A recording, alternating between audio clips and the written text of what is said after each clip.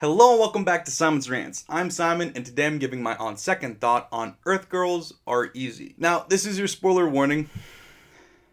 This seems silly to give this, but if you don't want anything spoiled in Earth Girls Are Easy, one, get your priorities checked. Two, go watch it and come back and we can talk about it then. So in case you don't know, Earth Girls Are Easy is a 1988 film starring Jeff Goldblum, Gina Davis, Jim Carrey, and Damon Wayans, and it was directed by Julian Temple. Now, if you don't know who Julian Temple is, don't feel too bad. His biggest contribution to the world of film was actually making Juno Temple his daughter, who's actually made good movies in her career. So the plot of Earth Girls Are Easy is that Gina Davis is playing your regular old California girl who's living her best life other than the fact that her beau is cheating on her, when all of a sudden three furry aliens land in her swimming pool. And these three furry aliens are Jeff Goldblum, Jim Carrey, and Damon Wayans. But these furry aliens don't stay furry for long because Gina Davis actually has a friend who has a hair salon who gives them a good old trim, and so they look like regular hot California guys, I guess. And then long story short, Gina Davis actually falls in love with the Jeff Goldblum alien because, fun fact, they were actually a couple in real life too. And then Jim Carrey and Damon Wayans are just there for comic relief in this funny movie, which is also a musical, by the way. This is so many things, and none of them, surprisingly enough, are good. So yeah, in case you couldn't pick up on it so far, this movie is bizarre.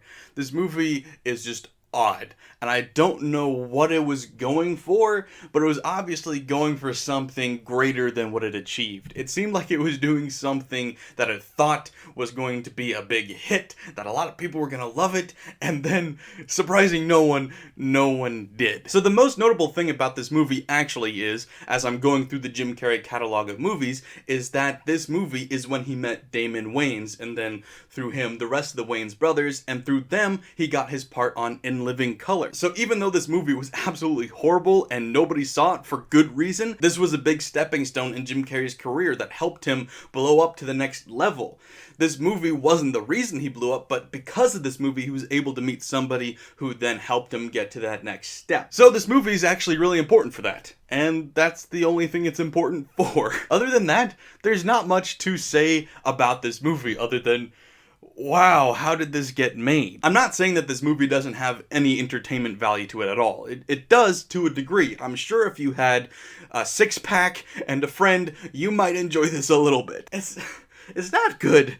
It's not good at all, but it is bizarre enough that it keeps your attention for at least about the first half of the runtime. It's only like 90 minutes, but it does get boring, which you'd think you wouldn't get bored with Jim Carrey and Damon Wayans and Jeff Goldblum being weird aliens. You would think that would be enough fodder for humor to last at least 90 minutes, but it doesn't. And part of that is because this movie is so centered around the romance between Jeff Goldblum and Gina Davis, which is weird and awkward because this movie feels like it's trying to be R while trying to be G-rated at the same time, and so it's just left somewhere in the middle in a confused mess where you're like, who was this movie made for, and why was it made for them? And please don't let it happen again, because you've got these weird, lighthearted moments where you've got, like, the hair salon. It's named Curl Up and Die. It's a fun little kid's joke. And then the aliens, they talk in reverse speak. It's like literally you just took them reading the lines and then played it backwards, and that was the dialogue of the aliens.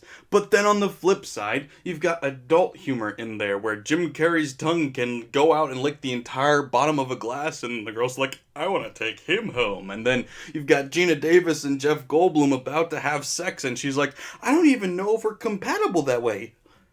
Oh yeah, we're compatible. And it's like, these jokes aren't good, and so it feels like this movie's supposed to be kiddie, but then these adult jokes come in which make you feel really uncomfortable if you're expecting it to be a kid's movie.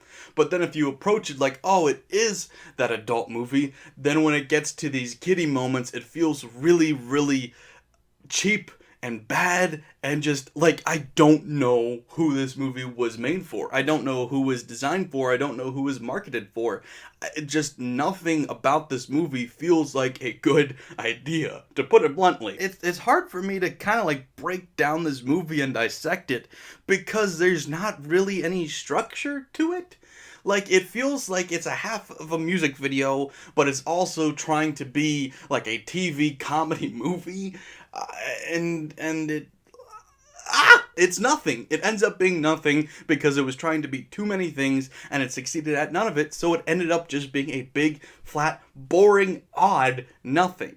Like I said, this movie is extremely bizarre. You'd think that bizarreness would be entertaining, and it is at times, and you've got these weird 80s things sprinkled throughout, like a random dance fight here, and just odd humor there, and just weird visuals all around, so you'd think it would be entertaining, but it overall just gets really boring surprisingly quick. Yeah, no, this movie is awful, and once again, nobody should watch this. Nobody will be entertained by this unless they're watching it for the history of it. Like, I watched this movie, I've seen it a couple times. I own it because of the history of it, where I know that this movie has significance because it's the reason Jim Carrey got onto In Living Color, and from there he got into Ace Ventura and The Mask and Dumb and Dumber. So it's actually a very big moment in Jim Carrey's career, despite appearances.